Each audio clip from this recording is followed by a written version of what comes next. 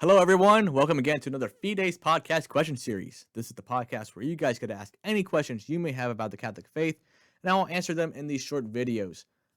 These questions can come from you, the parent, but they can also come from your kids. So feel free to email me any questions you may have about the Catholic faith, and we'll answer them together in these videos. Your questions can also be anonymous. So if you wish your question to be anonymous, please just include it in your email that I would like this question to be answered anonymously. That way we can answer. That way you don't have to be ashamed or afraid to ask any questions you may have, and we can learn about the faith together. All right? Hope you enjoy. All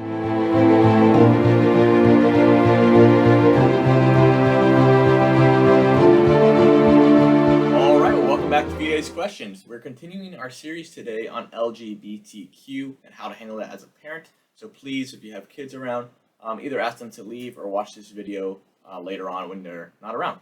All right. So today's question for the part 2 of our series has to do with media. Specifically, the question is that media is causing us to talk to our kids about LGBTQ at a much younger age than before. So what should we do about it as parents? How should we respond as Catholic parents? All right. And I want to break this down into 2 segments. The first is what the question asks is how do we respond as parents when our kids have been exposed to LGBTQ propaganda through the media. And the second part I want to talk about is ways we can avoid the media. And it's a difficult topic to address because we live in a media society, a media-driven world. But I think it's important to talk about. So I will address that later on. But let's first dive into how should we talk to our kids when they have been exposed to LGBTQ propaganda. And this is a very important question because most likely your kids have been exposed to LGBTQ propaganda, even at young ages. All right. Unfortunately, that's the society we live in. You go into the store, it's there. You go walking down the road, it's there. You go driving down 85, it's there. Watching TV, just watching a sports game, it's there. So yeah, they've probably been exposed to it in some way, shape, or form. All right. So it's important, I would say, first of all, to continuously talk to your kids about the church's teaching on marriage, on the church's teaching on why God created man and women. All right. And really explaining to them, like, God created man and woman to come together, to be married, and to become mothers and fathers. All right, and that's God's design, and that's out of love. All right, it's a proper order of love. All right, proper order of intimate love. All right, and that fulfillment comes through that. All right, so I would really start to emphasize that. Right now, here's another thing though.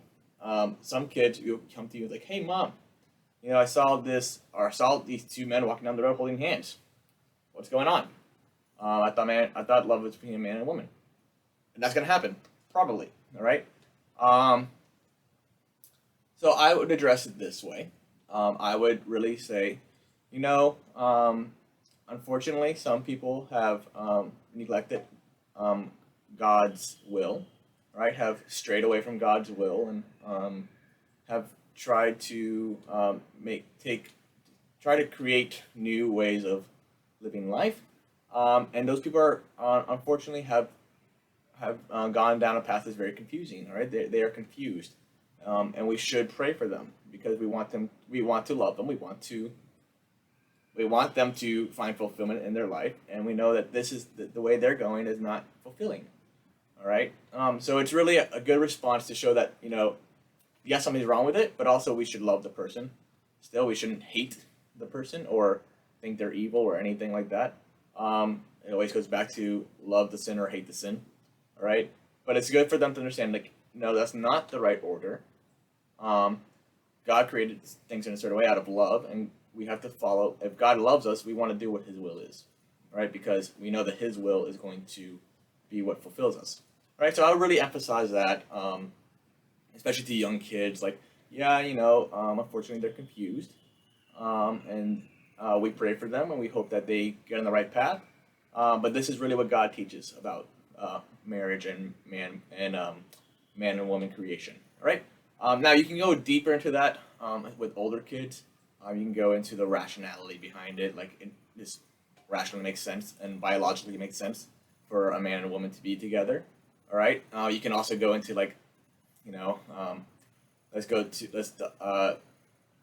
dive into the transgender issue. All right.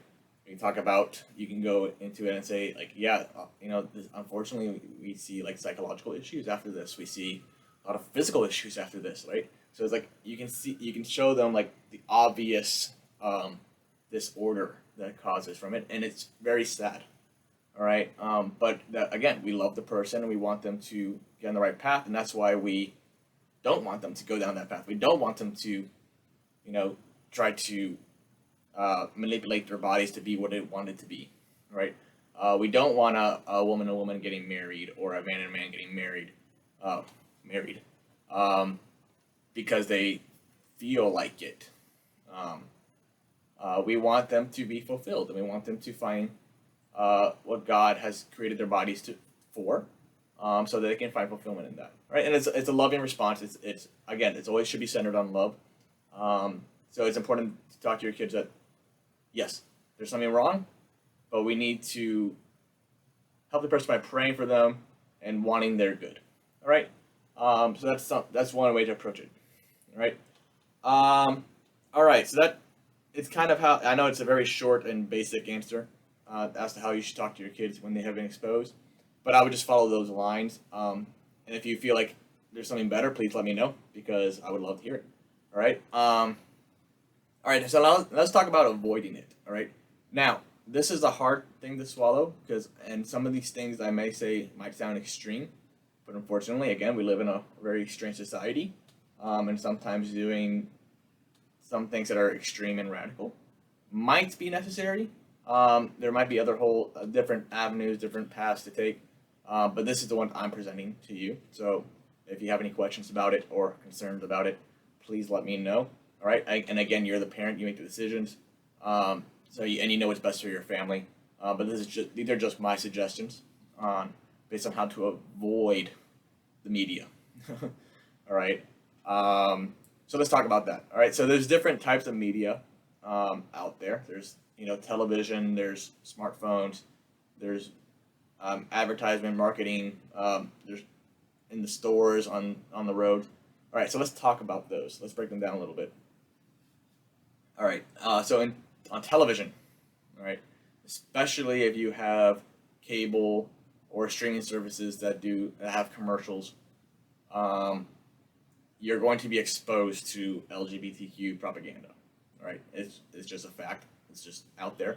I mean, you may get away with it with some commercials, but most of the time you're going to find something that is promoting some type of LGBT propaganda or other immoral propaganda. All right, so as far as that goes, I would suggest, if you are watching TV, all right, well, let's go to the extreme first. If you're going on to go extreme, get rid of your TV, all right, because at the end of the day, you're not going to find it. Everything that's on TV right now is probably tinted with LGBTQ propaganda. So if you wanted to go the extreme route, get rid of your TV.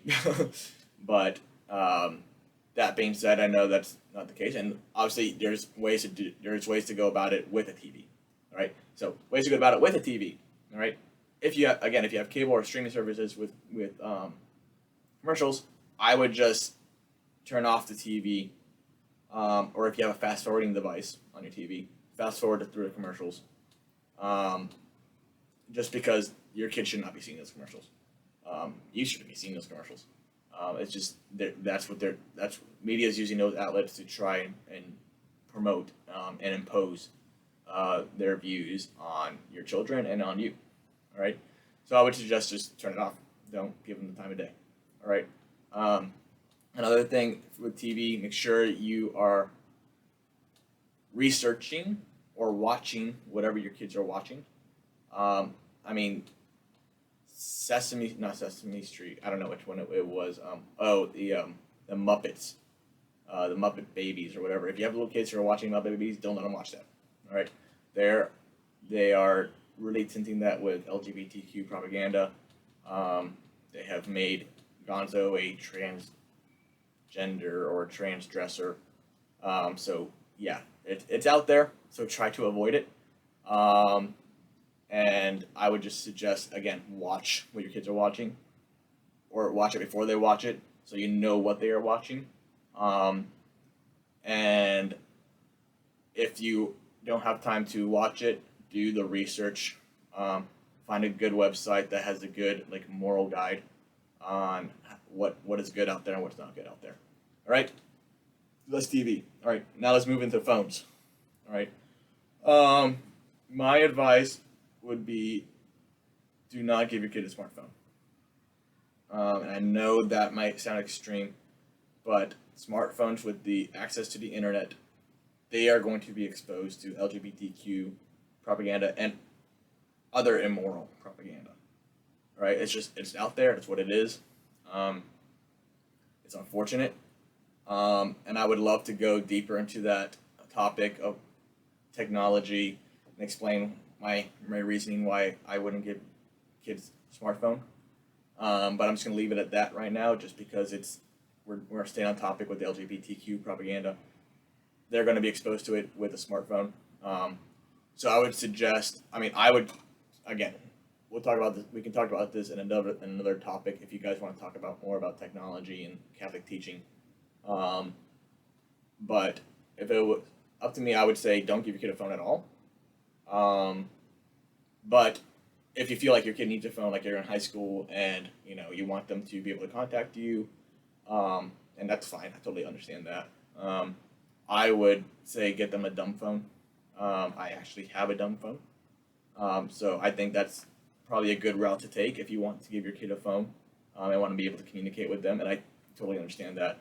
Um, but if you're in a case where your kid doesn't need a phone, then I would say don't give them a phone yet. All right. And in some cases, I would say even adults shouldn't have smartphones. But again, different topic. We'll talk about that another time if you're interested in that. All right, and then the last thing is, just going down 85 or going into a store. Like just the other day, my wife and I went into Target. As soon as we walked in, we saw LGBTQ propaganda just everywhere. And it was to the point where it was so explicit that it probably wouldn't even go over like a middle school age kid's head.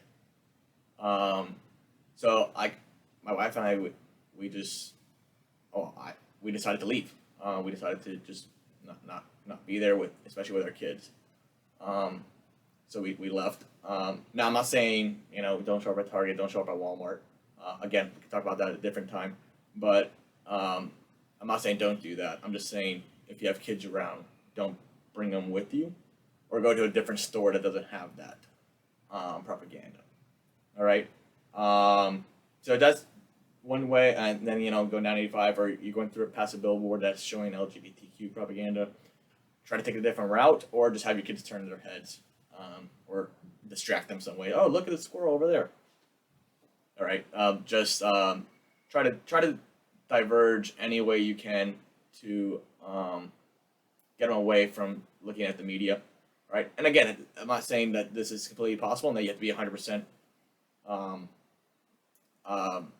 It's not 100% bulletproof. Like they probably might see some things. Like again, you can't like shelter your kids to the point where like they can't go outside because just even walking down the road, you might see a couple who LGBTQ, and they're gonna be exposed to it. So again, it's not 100% bulletproof, but there's things we can do, and I think things we should do to try to avoid it. All right, I hope that helps. We are going to return again to the third part of this series in 2 weeks.